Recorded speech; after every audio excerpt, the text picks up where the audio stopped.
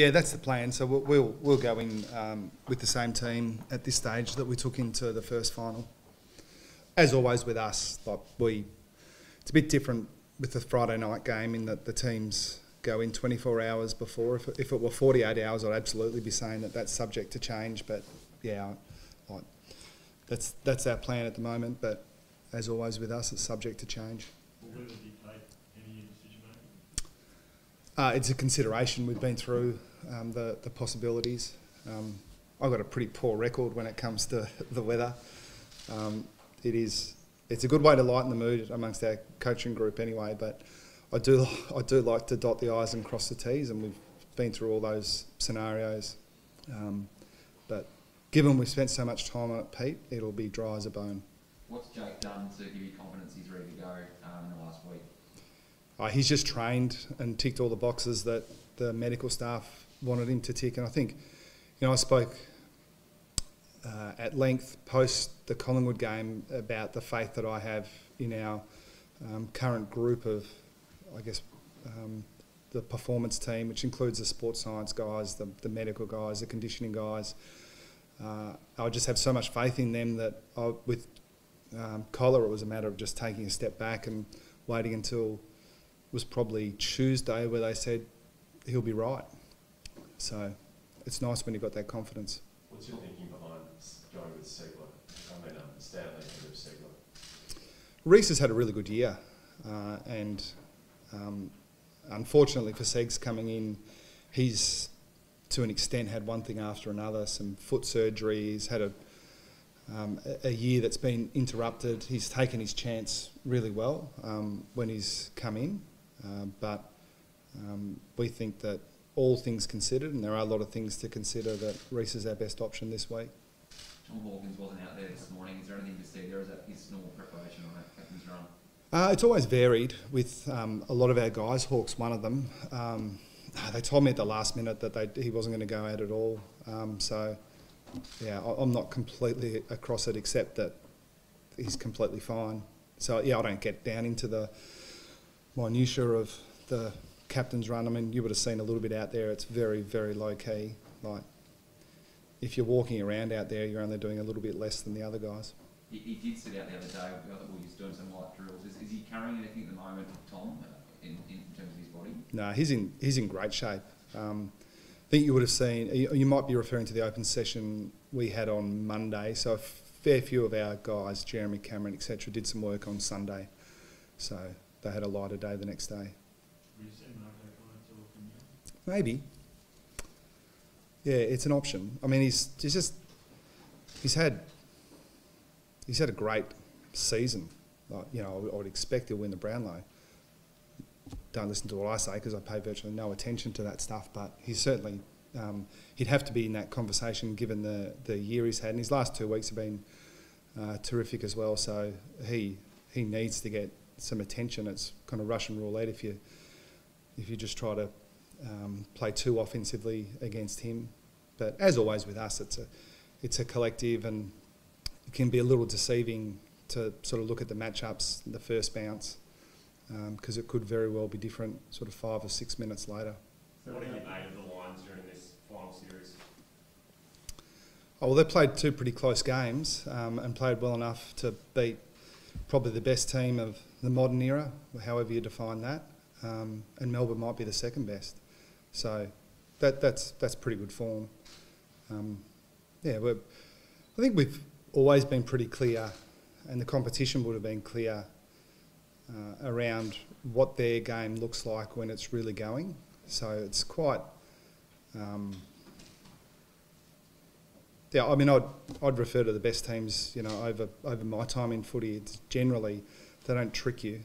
You know what they're good at. It's just hard to stop. So I'd sort of put them in that category when they get their game going. They're dangerous ahead of the ball, and were good enough last week to hang in when the game wasn't on their terms, and then good enough to run it out late. If Marco O'Connor's a live option to play on the does that mean he's coming into the 22 then?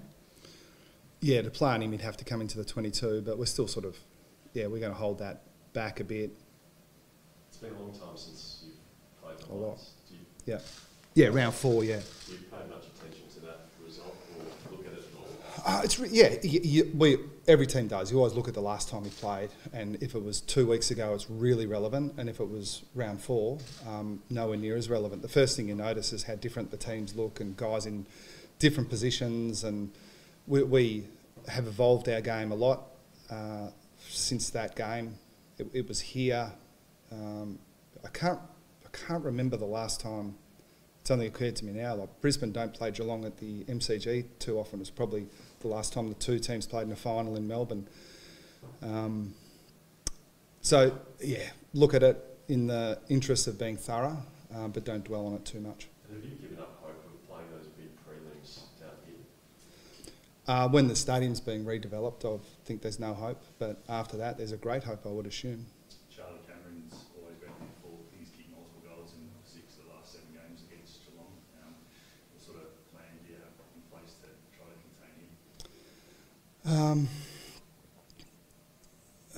Without prioritising, it's a whole range of things. Like, I think it's very similar if you look at the other end. I think if there's beautiful and plentiful supply to Hawkins and Cameron and Stengel and Rowan, the Brisbane defence will have their handful, and I think it's the same up the other end. So it's a bit like Lachie Neale. You go through their best players, and it's quite daunting because if they get the game on their terms, they're really good players. I mean, again, I would caution. I think you went back 7 games. Like, when was that 7th game?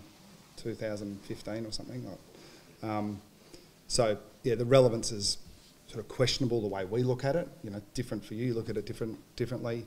But going with a really strong plan, expecting those guys to play at their best. So we've got to have a plan that can at least limit them. But yeah, I wouldn't. We don't expect to go into the game thinking Neil's not going to touch it and Cameron's not going to kick a goal. I think that's a bit naive. Mitch Duncan spoke during the week about the extra rest you've had. It's going to be 1 game into the 27-day period that you've played. He talked about that there are pros and cons. Do you think there are any major cons to that extra rest you've had? We haven't thought about it too much because it's a bit like our lead into the final. It was real that I think we played, working backwards in Geelong, won easily, up at the Gold Coast, 2 games in Geelong, hadn't played at the MCG for a while, hadn't played in front of a huge crowd, the scoreboard wasn't close. Was it the best preparation for 90,000 at the MCG in a close game? Probably not, but what can you do to change it? So this is our preferred position to be in. So if you want to look at it that way, we wouldn't change a thing. We certainly wouldn't have lost the first week so we could play last week. This is our preference, and we've had a lot of time to think through how we were going to prepare with our training. So we go in feeling really confident in our preparation and really running on top of the ground. The guys that needed extra work have got it. The guys that needed to freshen up have got it. So yeah, we feel a level of anxiousness that every competitor feels going into these games, but really confident in our preparation. Managing the midfield, obviously Paddy and Joel spent time on the bench in that first final. Does that rest and that benefit that you've been able to give them over the course of the year allow you to let them a bit more loose tomorrow night? No, we didn't hold back too much against Collingwood. They'll both spend time on the bench. I think if you isolate it to those two, the plan has been forced upon us with Dangerfield. He missed quite a chunk, I think, which has really helped him in the now. But again, we wouldn't deliberately take him out for 8 weeks or whatever it was he missed, but I think all's well that ends well. And we were really clear with our plan with Joel going into the season, and that's kind of played out pretty well as well. We've taken him out a bit proactively, and then the pre-finals bye and then the week off after the first round has meant that he's probably had the type of prep that we would have been aiming for even if we played every week. Just on Joel, I think he equals Michael Tuck's finals record, which seemed incredible given Tucky's accomplishments. Obviously you've got a lot of players that have got finals experience, but what does he help bring to you on a week like this? Yeah, it's an amazing number.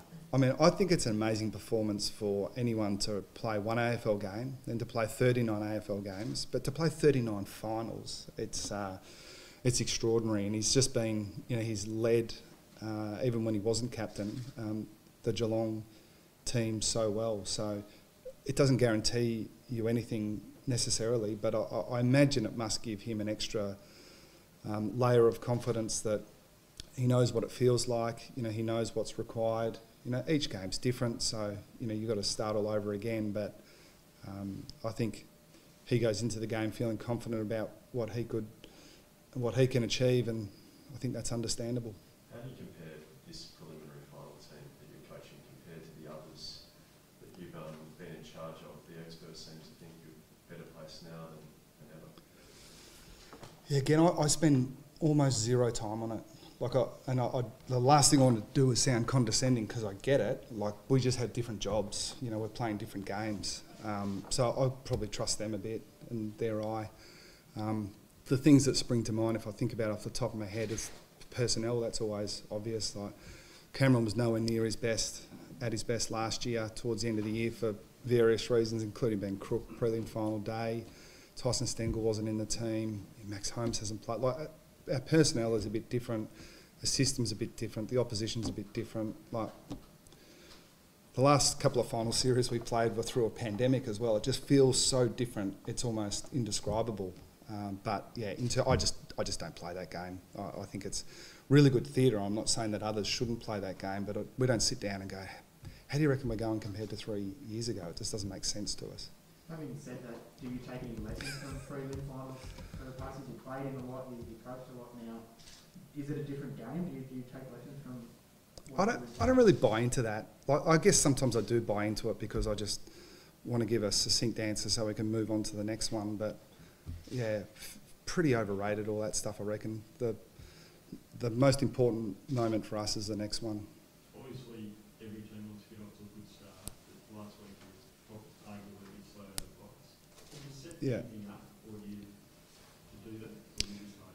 Yeah, I think you can. Now, you need to play what the game presents as well.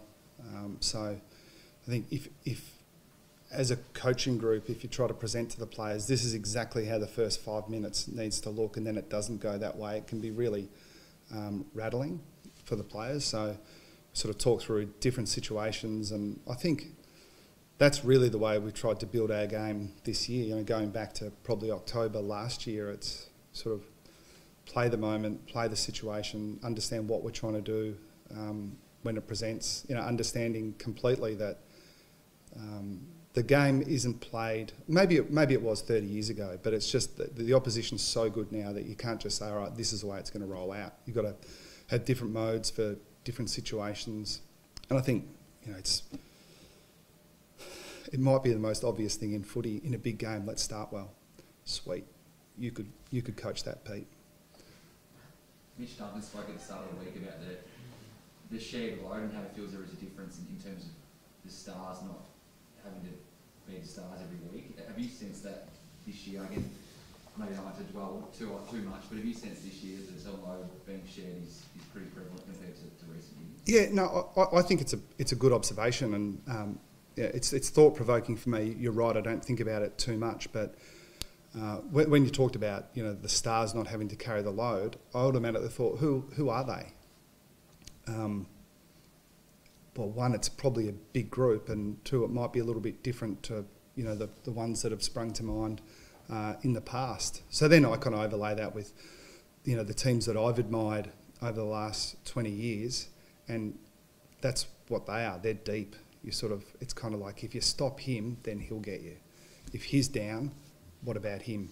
And, you know, Brisbane are a little bit like that as well. I think it's offensive to them if you say that Lachie Neale's got to flush it for them to win, or, you know, Charlie Cameron's got to kick 5 for them to win. I think they're better than that, and so are we. There was a moment last year between these two teams, I guess a level of angst with Geelong and Brisbane. Do you expect that to play any part tomorrow night, given the history between the two teams in recent memory? No, I don't think so. Depends whether Fags abuses me or not. He won't. He's fine. Have you spoken to him this week? Do you speak? Yeah, I asked him what team they're going to play, and no, seriously? Oh. No, I'm not. No, I'm not that. No, I'm not that way inclined. I don't think he is either. I doubt that's ever happened before a final, has it? Coaches ringing each other for a chat. Are you joking? Who knows? Okay, worth asking, I guess. Yeah. Yeah. You never know. Got just got awkward.